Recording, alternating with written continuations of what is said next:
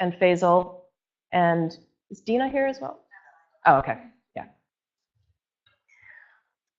Okay, so this is our tagline, the intelligent alternative to an MBA. Essentially, I mean, you could say the intelligent alternative, you could just say people who are really masochistic and just want to learn no matter how painful it is. So essentially, this is the difference. Or this is the way I describe the difference. There's this saying that if you, let me see, you give a man a fish, you feed him for a day, you teach a man to fish, you feed him for a lifetime, right? So I see the MBA as kind of giving you a fish. They're giving you the frameworks, you go through these case studies. This is the way you deal with this type of situation. This is the way you deal with this type of situation, step 1, step 2, step 3. We actually teach you to fish. And if you think about what that means, it can be very difficult. It can take a long time. It can get very frustrating sometimes. But in the end, you've developed a skill. And what I mean by that is we don't give you the frameworks. You actually have to read the original research. You actually have to read the academic journal articles behind the frameworks and understand where did these frameworks come from. You will learn a lot of theory, which someone once told me, oh, executives don't like theory. But actually, that's not true. I think I've found that if the theory is meaningful, if the theory can be applied to something, then people enjoy learning theory because theory is the underpinning. Theory explains things and it helps you predict things. And so this is what I mean by it is more difficult, it is more demanding, but when you come out of it, you will feel like you have accomplished a great deal and you will have a lot of not just knowledge, but skills. So that when you see some headline that says, research says that blah, blah, blah, you can say, oh, really? Well, let me read the original research and I'll tell you if that headline is true. You will have that skill rather than just going, oh, yeah, okay. Okay, so the other thing that you get out of this is a really diverse cohort. There's something about LSE, we always attract really like huge diversity. So 37 nationalities in a cohort that's how many? Oh, that's across 2 cohorts. Yeah. Yeah, exactly. So it's just really diverse in terms of nationalities. A fairly high percentage of women compared to a lot of MBA programs. At one point, in one cohort, we actually had 50%, but we haven't been able to get back up to that again. And you can see the range of work experience and the age range are really a huge spread. So we enjoy having a very diverse cohort because people learn from each other.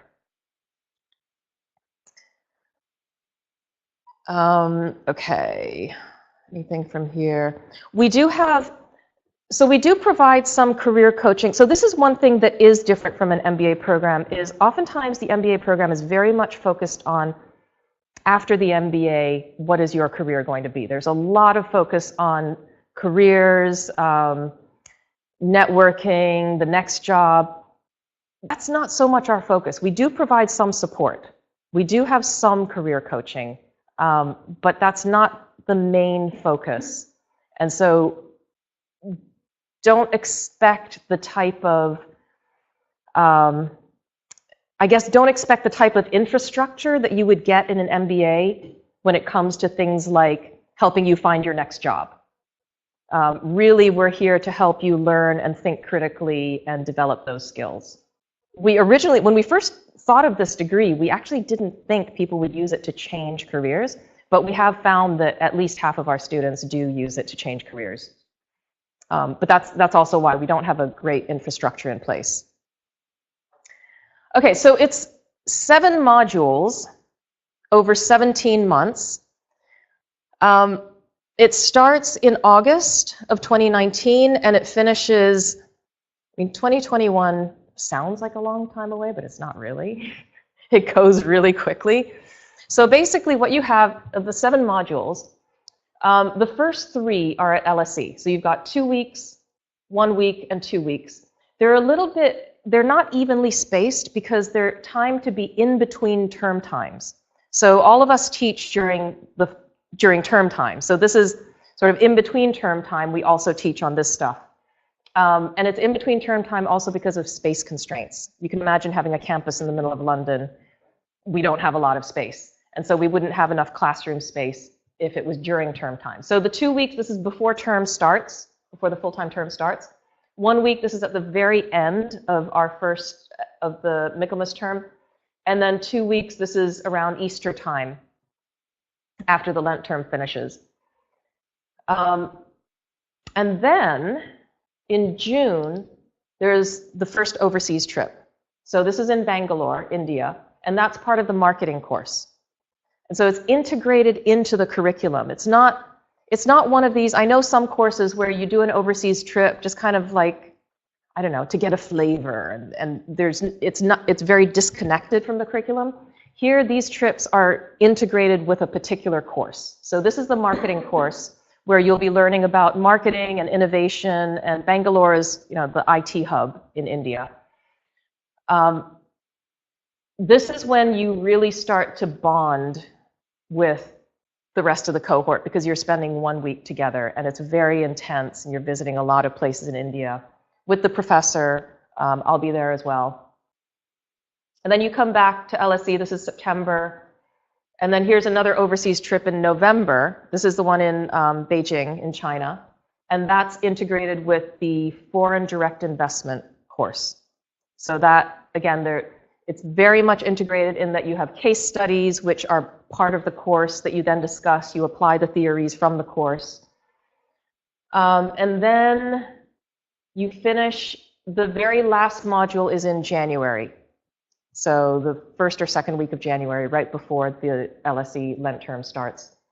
Graduation is in July. So those are all the on-campus or the modules. In between, you're very busy. In between, you're essentially working every weekend, writing papers, reading, learning the theories, preparing all the assessments, etc. So this is the list of courses. Foundations of Management is it's kind of this catch-all course that covers a little bit of economics, a little bit of sociology. It's like the theory of the firm. It's the structure of the firm. We call it Foundations of Management because that's what it is. It doesn't belong to any particular discipline, but it gives you this foundation that covers a little bit of everything. Foundations of Management 2 is actually an accounting course, which we are not allowed to call accounting because it's not taught by someone from the accounting department. It's taught by someone from our department. So we call it Foundations of Management 2, but you can see the subtitle, Financial Control and Governance. So this is the stuff that you need to understand about the financial side of running a firm. Managerial Economics is what it sounds like. Organizational Behavior and Leadership, so both topics are combined into one course. Financial Management, we have someone from the finance department actually teaching that. And then Strategy, Organization, Innovation, Marketing Strategy, this is the one that's integrated with the Bangalore trip, and then FDI is the China trip. And then at the very end, you have a project. So the project is either an academic dissertation or a capstone, which is, it's a business idea.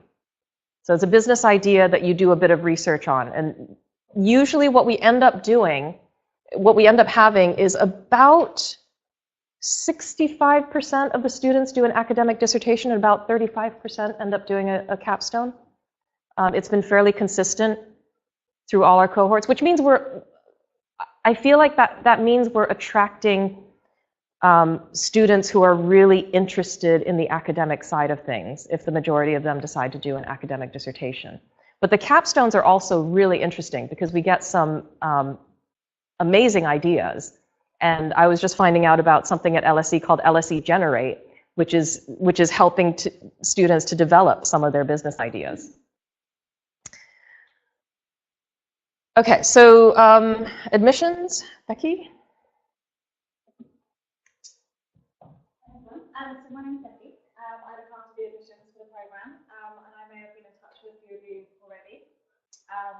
So I'm just going to talk you through a little bit about what our entry requirements are and some of the things that we're looking for in your application.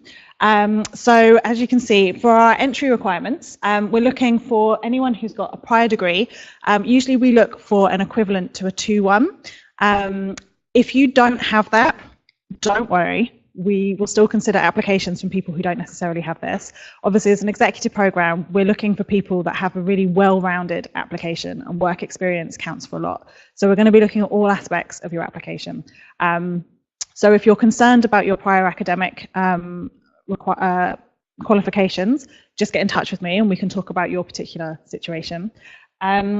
We're also looking for work experience, obviously. As I said, it's an executive program. As a minimum, we're asking for 3 years of work experience.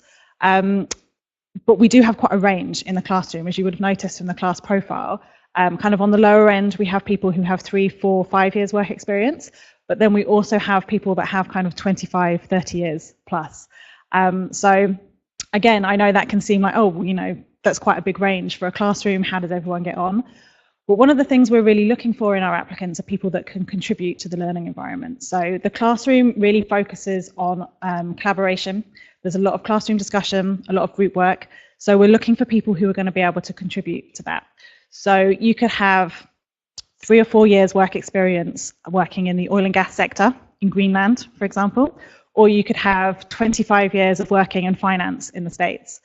And both people are going to bring something different to the classroom. They're going to have something to contribute that you can learn from. So it's very focused on peer learning as well as what you can learn from the faculty.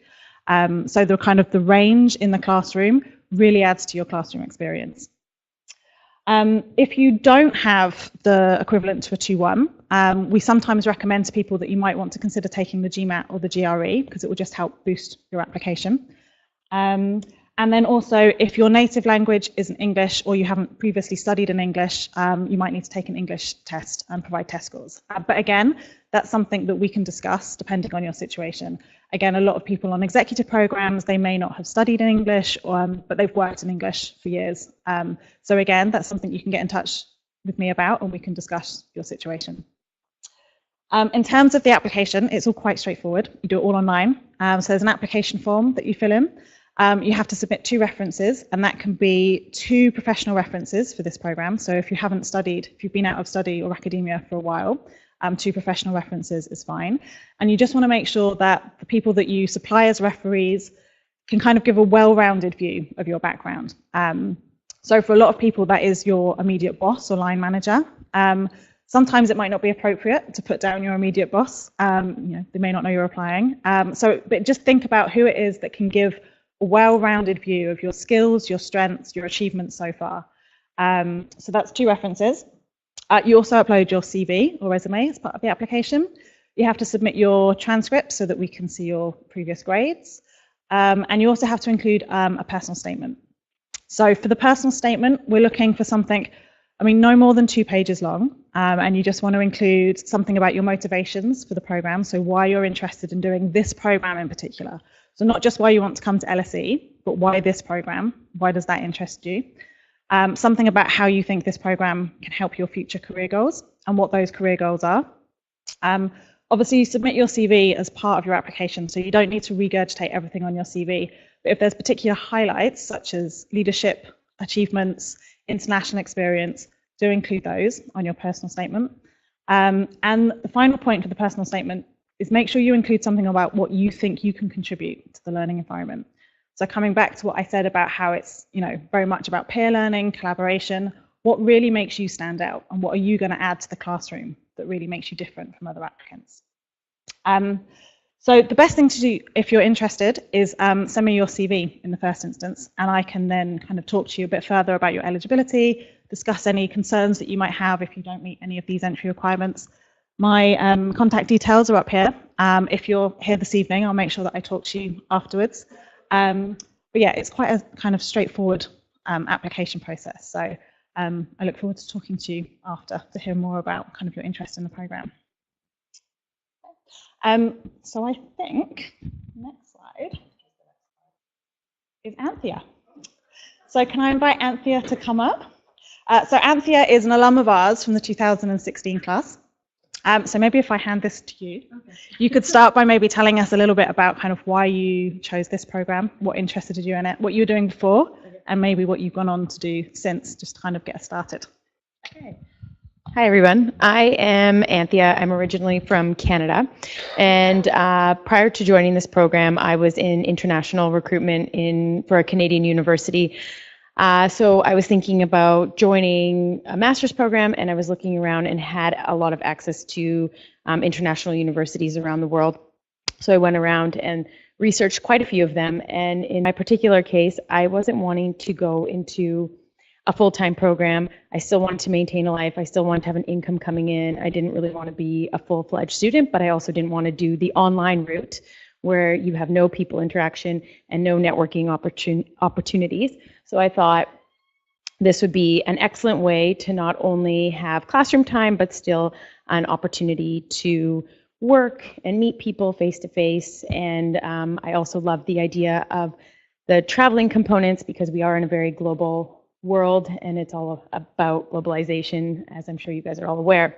So that was something that was really important to me, and this program ticked off all of that criteria for myself. I also was coming from a Bachelor of Commerce background prior to entering this course, so I had chosen the MSc rather than an MBA because like you were saying earlier, it really dives into the theory base of things, and you actually do get that skill set to be able to critically analyze things through a scientific eye, which I thought was quite fascinating. And I was having breakfast with one of my former classmates this morning, and we were saying it was kind of, this program was a gift that keeps on giving because you find little nuggets here and there that come up into your life at different points along the way, which you don't expect, which is quite nice. The other thing I really loved about this program was the fact that you got to make it your own. So your capstone or your dissertation is a personal project, and it's something that you get to tailor the program to exactly what you want, which I think is quite neat to be able to do. So for myself, I did a capstone project that has now served me in ways I didn't even imagine. So I've started my own startup company, and the research that I used for my capstone has served me in what I'm doing now, which I wouldn't have expected. So that was really good. And then everyone in the program, just to kind of draw into some points that were said earlier, we all came in and we were at a point where everyone was kind of looking for a career change or at least a step up in what they were doing. So it was really nice to be in a classroom full of like-minded individuals. Everyone in my specific cohort did not stay the same. Everyone did move up in position. So I went from student recruitment to an executive director to a charity here in London, and now I'm running my own business. And that is much like all of my peers as well, which was quite nice to see. So nobody did stay the same. Everyone did move around during the program and after the program, which was really cool to see. I guess that's my story in a nutshell. So.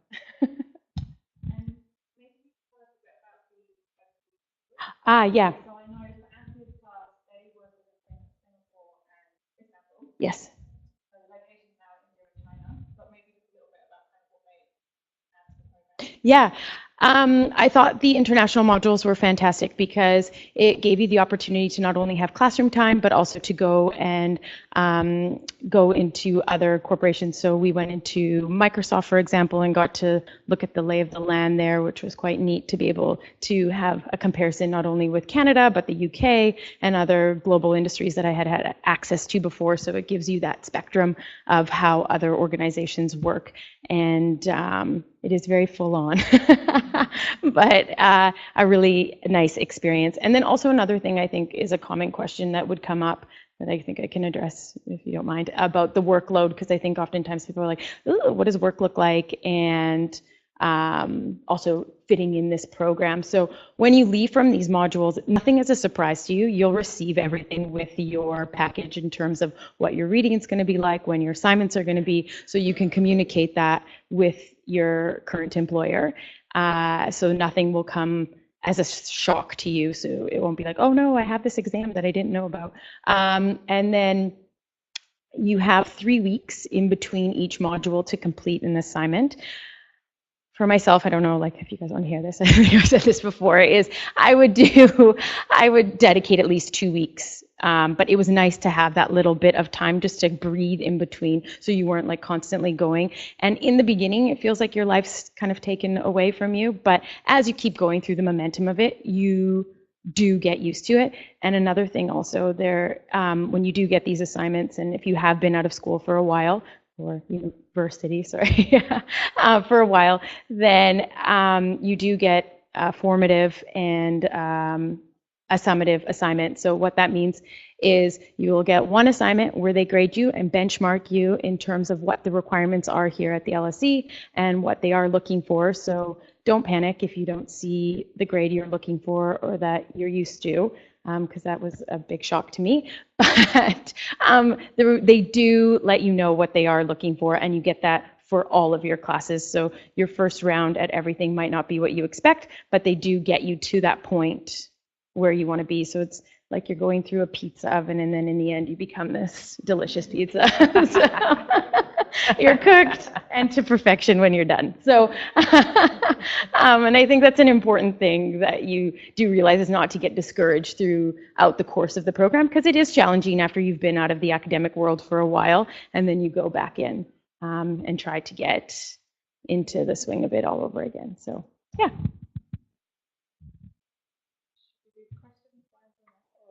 Yeah, what's coming up next? Oh, yeah, let's do questions for Anthea.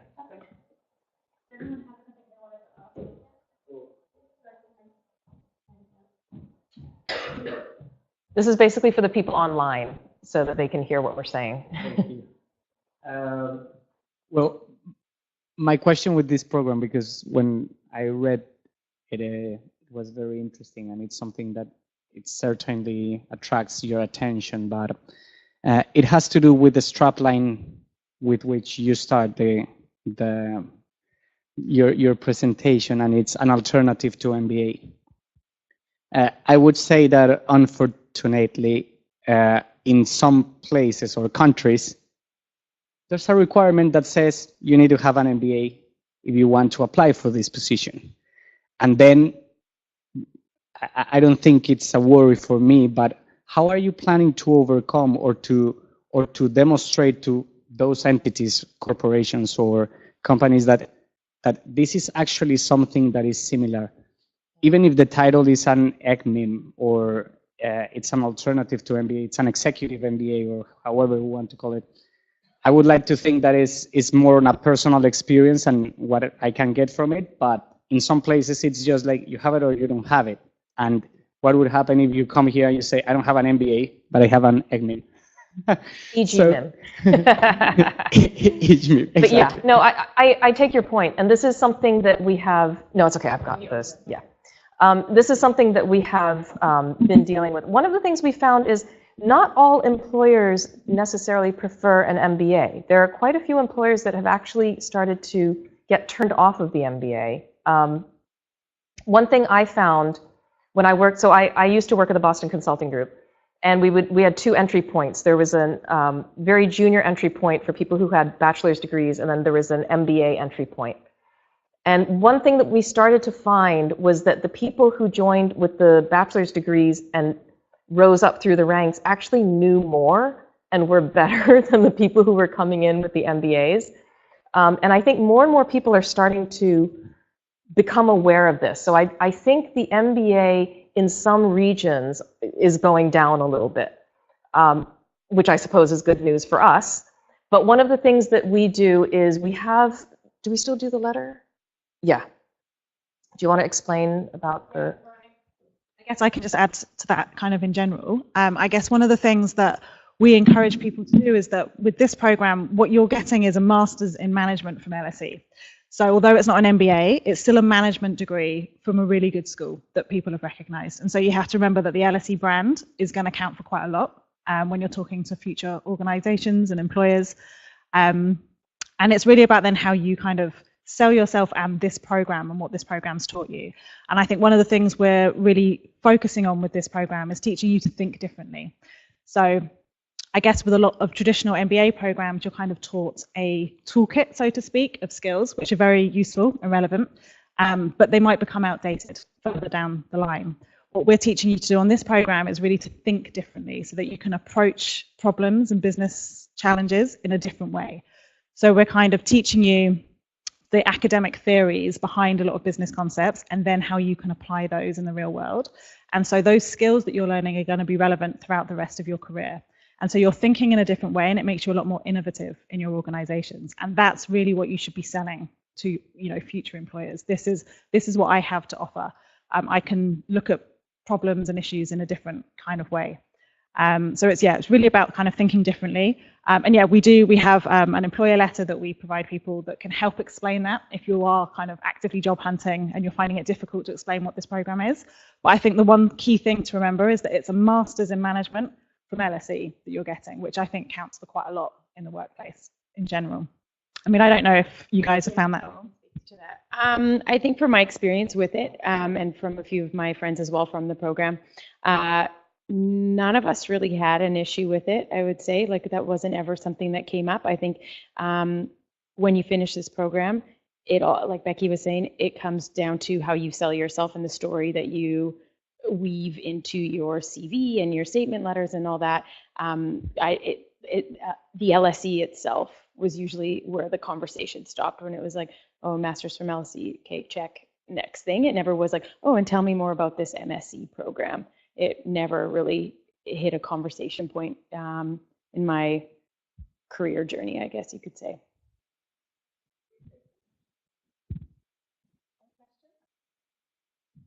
A question online. Hopefully you guys can sort of chip in it, but how is the work in between the modules structured?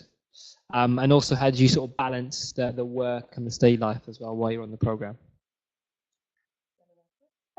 Yes, so the working and the studying component of the program is quite transparent from the beginning. You receive everything and your entire schedule before the course starts, so then you can start planning out your life.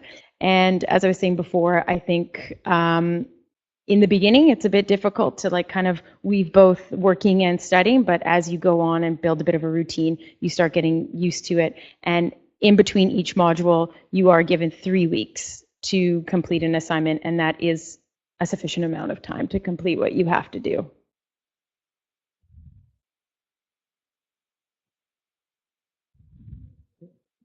So, 2 questions. Just on what you said, in between you get 3 weeks. So is it? I think there's more than 3 weeks from one segment to the next, right? So it's 3 weeks per assignment, so it'll be staggered. Yeah. And what do those look like? Those assignments? Yes. So the assignments that you take away are essays primarily, and then for like finance and accounting, it's case studies with different bits and pieces that go with it. And then also when you are in class, there are different group assignments to do. And there's, from my memory, I don't know if anything has changed, one group assignment that you do when you're gone, and you coordinate with everyone from wherever they are to make it work. And that actually serves a really good purpose later on, because you need to kind of figure that out later on when you're doing international business, trying to put a bunch of people together in different time zones. So that's the only group assignment that there is to coordinate with a bunch of people, but it's I don't 5 or 6 people typically, so it's not too overwhelming. And then the other question I had, could you just elaborate? You said something about formative and informative, was it? Yeah. Sure. Yeah. Go ahead. Those are LSE terms. So in general, in terms of the assessment, so for each course it works slightly differently. So for each course, the assignments will be broken down, and so there'll be a formative piece which doesn't count towards your grade. So as Anthea said, it's an opportunity for you to kind of, I guess it's kind of a practice. So you get to kind of show what you've learned, you get feedback on it from faculty, so it gives you a chance to see how you're doing kind of in what LSE expects from you. Then the other elements of the assessments will be the summative assessments, so that means they do count towards your grade.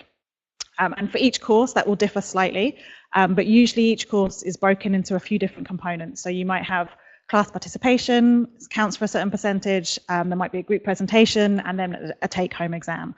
And so by assessing you this way, we're also kind of giving you the opportunities to kind of show what you've learned in different ways. And obviously people learn in different ways, you know, so it's good to kind of see how you kind of work with these different approaches, you know, written assignments, presentations, all those kinds of things. So again, it makes it for a more kind of interesting, interactive learning experience for you. One thing that I've been asked a few times in terms of accounting and finance, if you have a lot of experience in that, will those classes be boring, or where do you fit in if you come from both ends of the spectrum of having zero knowledge to a lot of knowledge? It fits everybody. So the beginning starts in such a way that everyone gets the base knowledge, and then you accelerate quite quickly from that, but everyone starts off the same, and then you get that knowledge. And so you don't need to feel either intimidated that you don't know what you're doing, and you don't need to feel bored if you know what you're doing. So it hits both ends of the spectrum, which I think is good.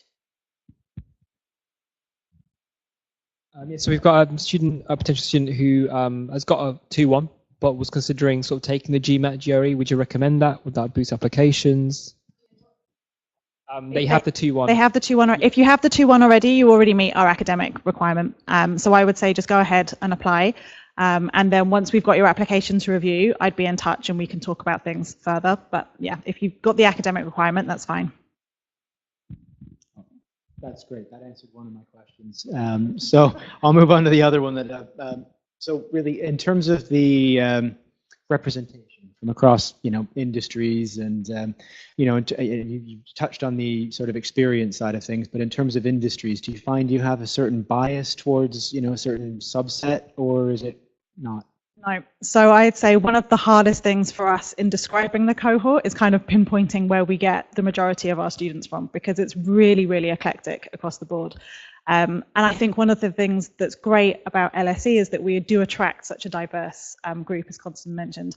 You know, we're not a traditional business school, so we have people that work in finance and management consulting, and we want those people, but we also attract quite a broader range of people. So we have people that work in law, we have engineers, we have IT experts, we have people who run family businesses that have started their own companies. We had a recording artist one year. So it really is eclectic. And I think one cohort, we had 2 dentists. Yeah. So, and I mean, you know, having that in the classroom makes for a really kind of interesting mix of people. And I mean, I think your cohort was quite varied in kind of in terms of where people came from. So yeah, it's a good mix.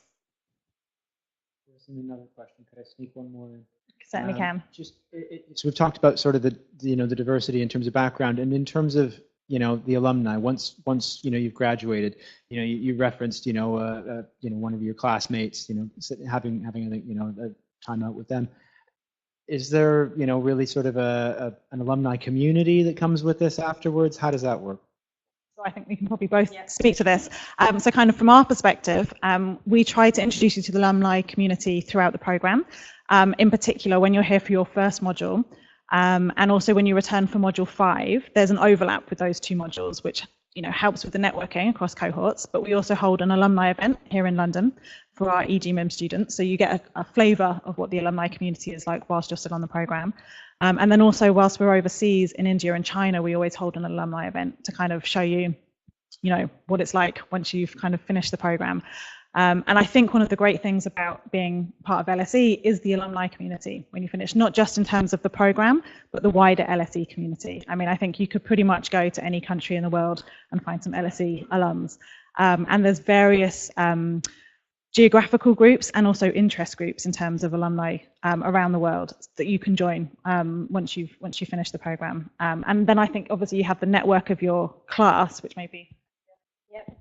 I think I can safely speak for the majority of all of our cohorts. We all have a WhatsApp chat group. Everyone's still, even though we've graduated for 3 years, we all still say happy birthday to one another and happy holidays and all the things. Everyone's always writing like what they're doing or posting about their different business opportunities, or if somebody needs like a favor or whatever, it all comes to that group. And I think that's the nice part about this is that you do have that face-to-face interaction where you are meeting people. And so it's not an empty connection where you're like, oh, I just saw them 7 times. It's not like that, because you do really bond with everybody when you're here for those week increments at a time, because it's not just like you're here for 3 or 4 hours, you're here for a complete morning to night day for an intense period of time. So yeah, so those alumni opportunities continue once you're done as well.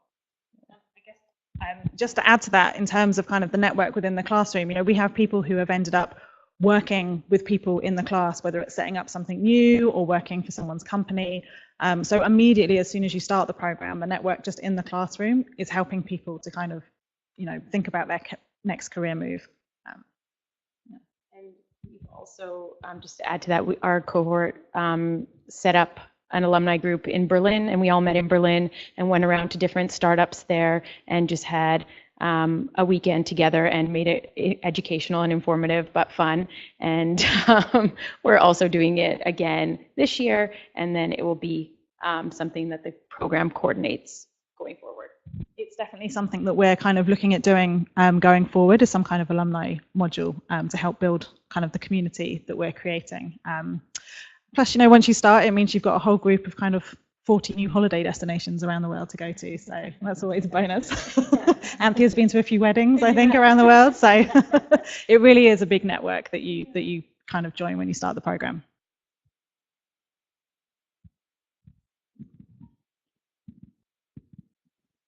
Yeah, one question about how does a usual module week look like in terms of the time commitment needed, and how do we understand a module? Is it a subject which is taught for 6 days, or is it several subjects which are then some kind of aggregated to one module but taught by many professors or by multiple professors? So it's quite an integrative learning experience. So when you're here for a module, you'll be in class all day.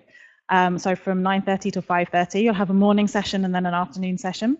And for each module, you'll take classes across several different courses. So it really helps you kind of learn how all of these subjects and disciplines are interconnected and kind of work together.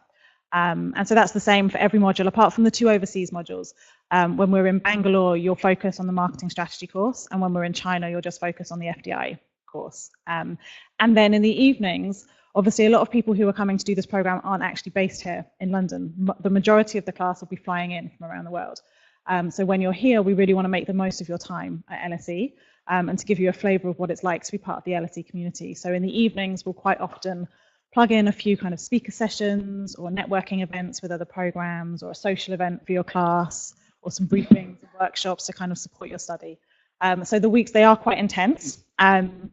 But I think after you've had the first few, you get into the swing of things. So I don't know. I think that one more thing too is make sure you take that time from your employer just to actually block out that week, because I think it is really important for you to be present here and not always ducking out to take a call, and just really being present during that time, because you'll really take a lot more from it that way, and everyone around you is also in it in the same way. And I think it's really good just to disconnect from work at that time. They know you're coming back, your work will still be there, but yeah, just really make that clear, I think, between you and your employer when you're coming into the program, that you are not online during when the course is on. I think that's a important thing, so you just take as much away as possible.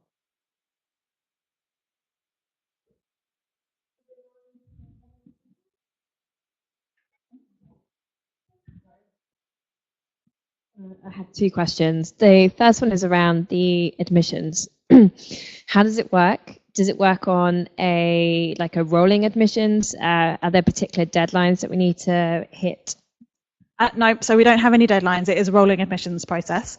And so I would just recommend that you apply sooner rather than later, because obviously we'll keep filling the places until places are full. At the moment, we're kind of early on in the cycle, so now's a really good time to get your application in. And the way it works is once you apply, it all goes to our central admissions office, who will process all of your documents. It won't come to us to review until everything's been submitted. So one point you really want to make sure on is making sure that your references are submitted on time. And once you've submitted everything online, you'll be sent a login so you can track your application. So if your references haven't been submitted, you can keep an eye on that and then chase your referees so that everything comes in. Then once we've got everything, it will come to us, we'll review it. We don't have a kind of a formal interview process, but we usually speak to everyone just to give you a chance to ask other questions. You know, if there's questions we have about your application that we want to hear more about. The whole process, I think it says it can take up to about 8 weeks. But once we've got the application, we try to make a decision quite quickly, so within a couple of weeks. So yeah, at this point in the year, I would just recommend kind of applying as soon as you can.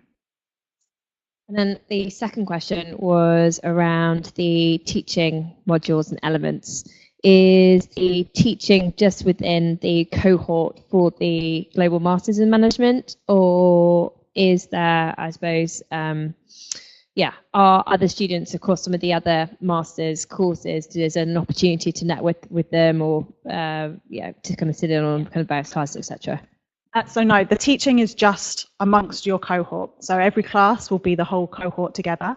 The networking opportunities will really come in terms of other things that go on during the modules. So whether that's an alumni event, quite often our teaching takes place at the same time as other executive masters programs at the school. So we might organise kind of a social event for you to network with people from other masters programs. But the teaching itself will be just your cohort. So you're all going through it together at the same time.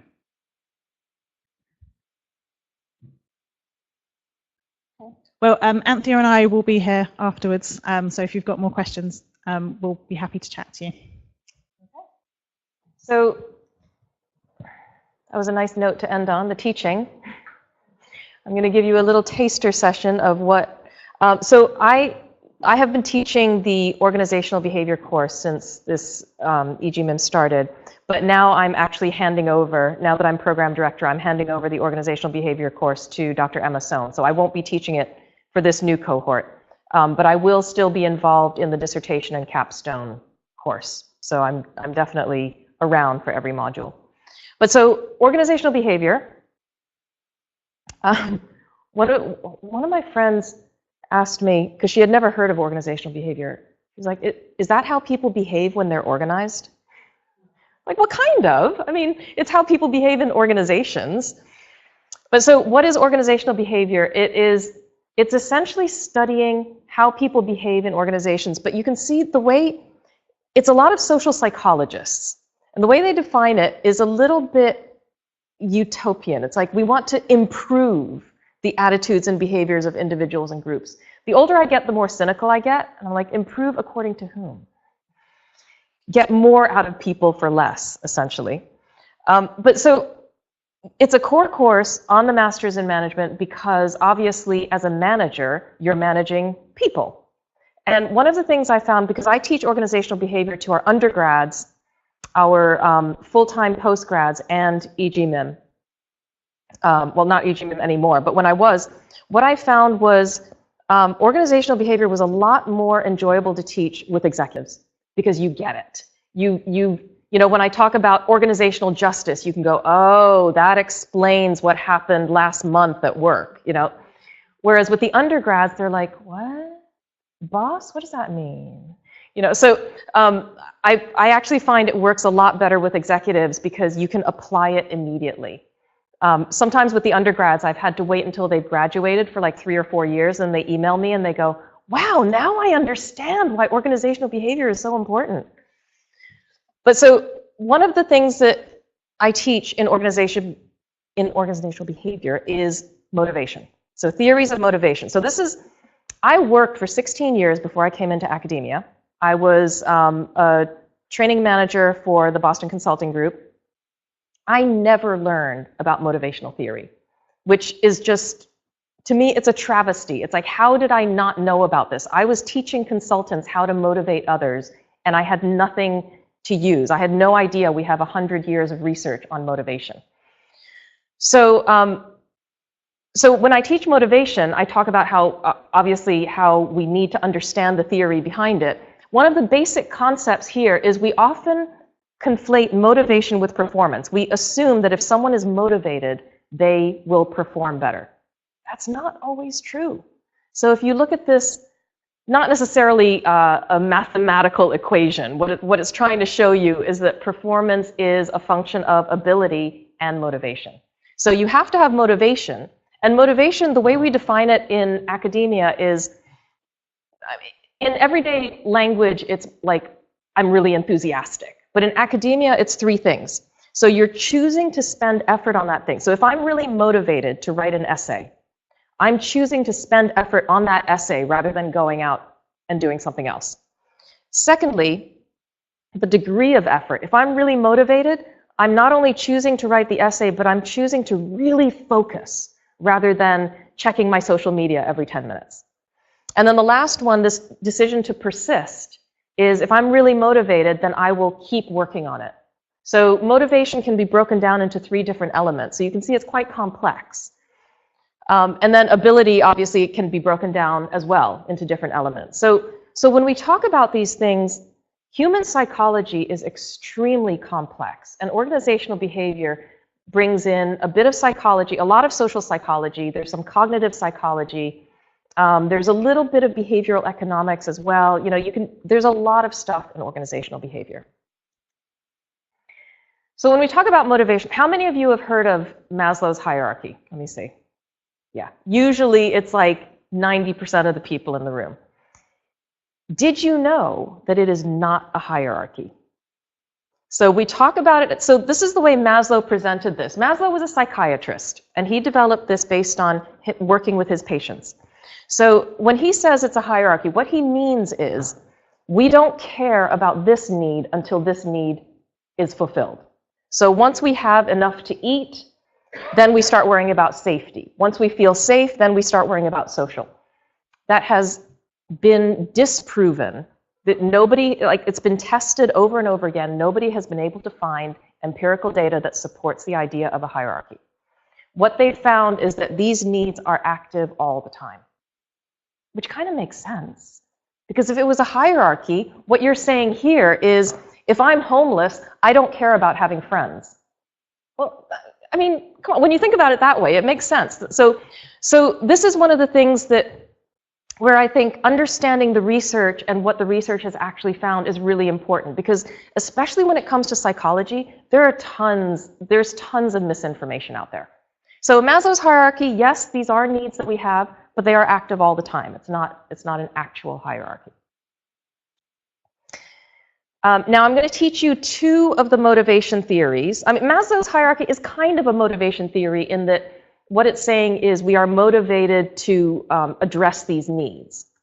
But there are two motivation theories which are ones that can be used to design this idea of rewards. So motivation as in I'm motivating you to do something. So it's all about motivating people to change their behavior, either to do more of what they're doing or to do something different.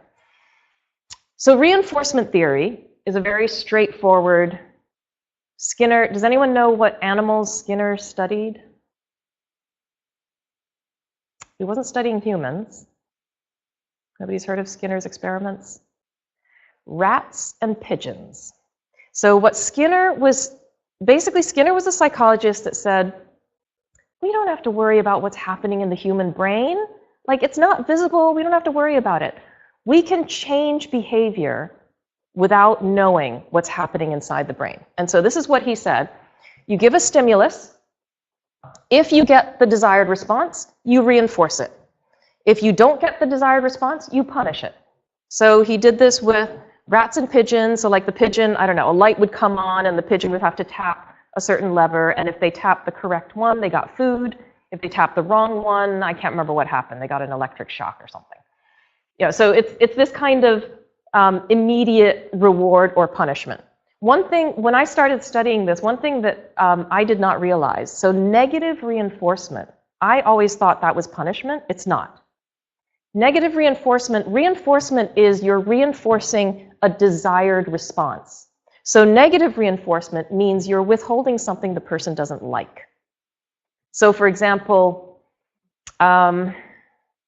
if you meet your sales targets, then you no longer have to come to the Saturday sales meetings.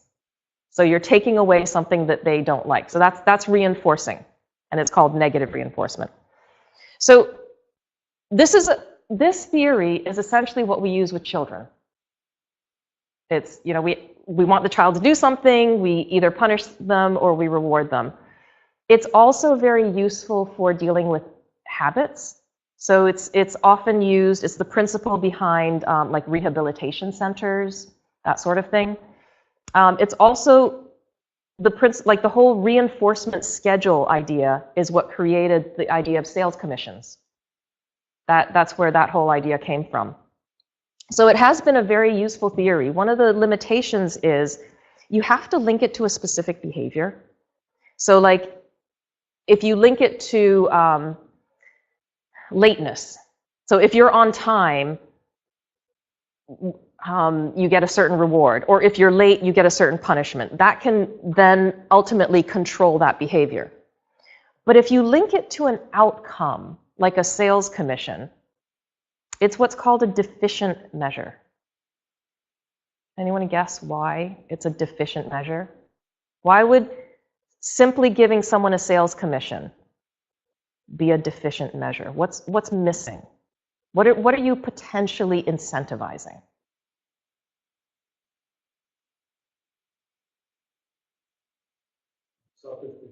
Yeah, exactly.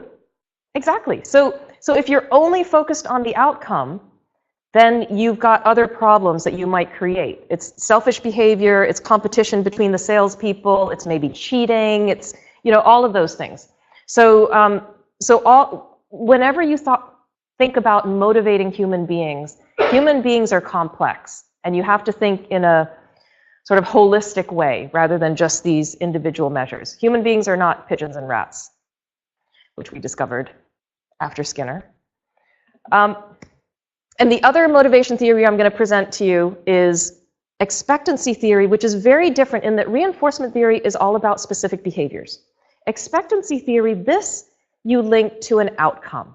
So say an annual bonus. So it's performance over a period of time. And there are three elements to this theory.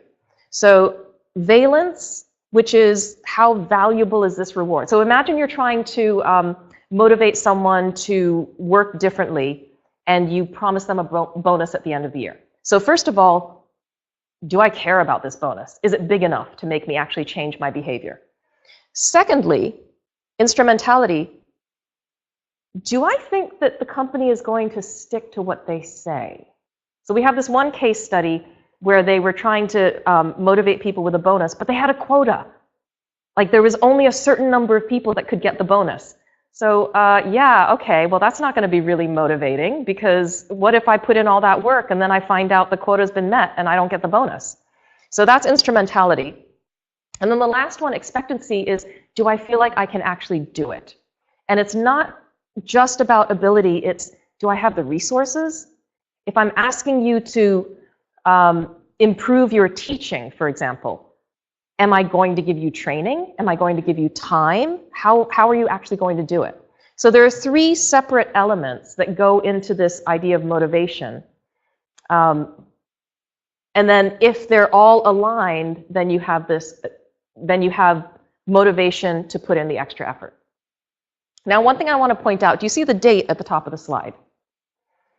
Okay, and on the previous slide? Okay, so these are theories that have been around a really long time, and we still use them. And when we are still updating them. Obviously, there's research on it that's much more recent, but the fundamental theory is we still use because human psychology doesn't change much. It's like, the metaphor I like to use is cooking. Okay, back in caveman days, food was cooked by putting it over a fire. Now, food is cooked by putting it over a fire. So psychology is very similar in that the human psyche, the core of the human psyche hasn't changed. There are things on the fringes that have changed. So there are updates, like these theories have been updated, and there are extensions to these theories and things that we add. But this is why, when it comes to human psychology, we still go back to these classic theories. Okay, so let me present to you this little experiment. So this was an experiment that was done by an economist who did not have knowledge of motivation theory. It drives me crazy that nobody has ever heard of these motivation theories. So this is what he found. He was trying to incentivize students to do better in school. And these were students in really poor neighborhoods, like really bad schools. So he was trying to figure out, if we pay them, will they improve their performance? So 4 different experiments. And the goal, the ultimate measure was improving the end-of-year standardized test, because you have to use a standardized test to make sure you're measuring the same thing across all 4 regions. So in New York City, they paid for performance on 10 routine tests. So $25 to $50 per test. In Chicago, they paid for the grade that you got in each course. And then in Washington, D.C., they paid for actually specific behaviors. So being on time, participating in class, not fighting. If you met these metrics, you could get up to $100 every 2 weeks. And then in Dallas, they paid for reading a book and answering a quiz. So what they found was that the first 2 types of experiments didn't work. Did not work. There was no improvement in the standardized test scores. The last 2, numbers 3 and 4, did work. Thinking of what I just explained to you about reinforcement theory and expectancy theory, can you think about why? Why did the first 2 fail and the second 2 work? What's the difference between those?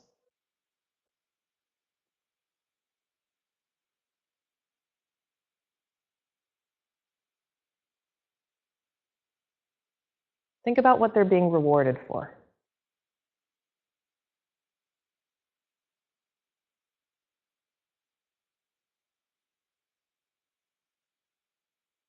Is it a behavior or an outcome?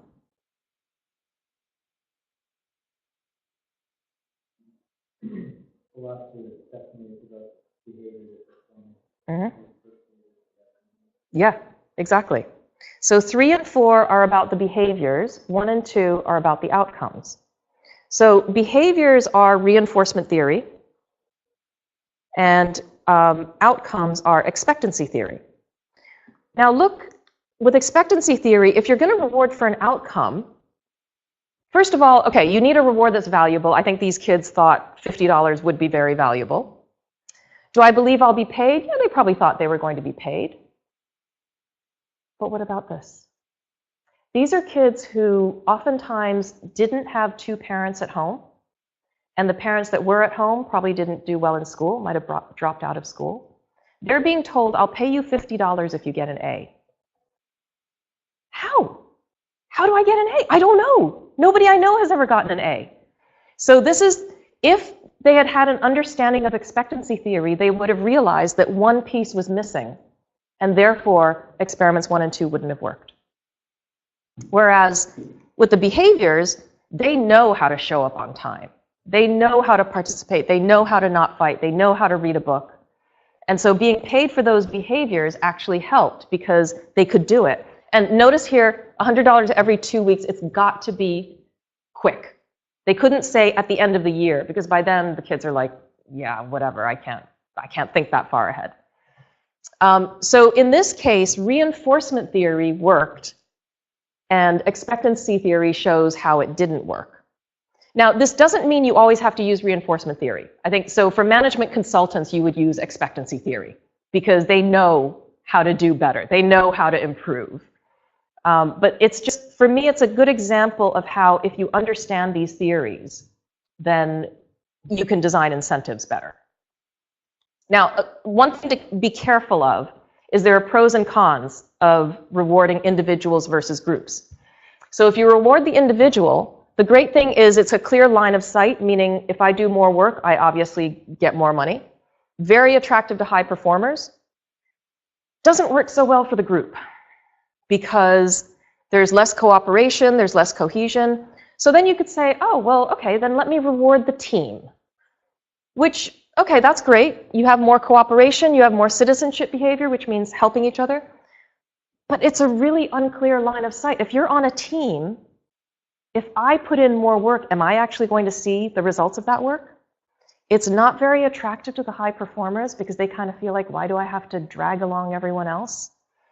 And the larger the group gets, so once you start talking about profit sharing, If the group is too large, it has no effect because people are just like, well, I don't know. If I put in the extra effort, is that going to come back to me?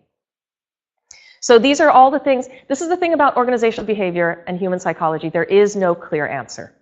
The answer is always, it depends. And you can see there are a lot of complexities, which can frustrate people sometimes. There's no obvious answer. But I think the important thing is to actually think about all these complexities and be aware of them. The other thing I want to point out is that bonuses do not always lead to better performance. So this was a really interesting experiment where the idea was if the higher the bonus, the better the performance. That's the way we kind of think of things. So what they did here was they had a group, essentially what they said to the group was, if you perform in the top 5% of your group, you will get a bonus of. And in one group they said you'll get a bonus of $600. In the other group they said you'll get a bonus of $60. Now, you should find the $600 group performs better. But they didn't find that because it depends. So the $600 group only performed better when the task was mechanical. So mechanical meaning tapping a keyboard. You know, I'm going to get $600. Wow, I'm going to tap as hard as I can. But when it was a cognitive task, like a memory game or a puzzle, they kind of froze. It's like $600. I better figure out this puzzle. 600. Oh, wow. And so it actually turned out that the higher bonus made them perform worse. Okay, so this is the note that I'm going to leave you on. One of my students actually sent this to me. If people only focus on economic value, then how do charities survive? So, you know, no bonus, no expense account, no promotion, no company car, but it could be the most rewarding thing you'll ever do. And so this is the thing about human psychology is we are complex. And so there are lots of things in there. You can talk about how do we reward people, how do we incentivize people, but there are pros and cons to everything. And sometimes it's not even about the money. Thank you very much. So that is a little taste of what you will learn at LS. This is what I mean by we teach you the theory. I mean, you came for a little taster session. You've just learned about 3 different theories. But we teach you the theories because we believe that they are helpful, that they are the fundamental, they're the foundation of really thinking critically and understanding. So even if you don't choose to join this program, hopefully from tonight you've taken something useful that you can now use. Okay, so now I think this is it. Yeah, so I guess I know we've done a few questions already, so I think it's probably a good time for us to step outside. There'll be drinks. Anthea, Constantine, or myself will be around to answer any other questions that you might have.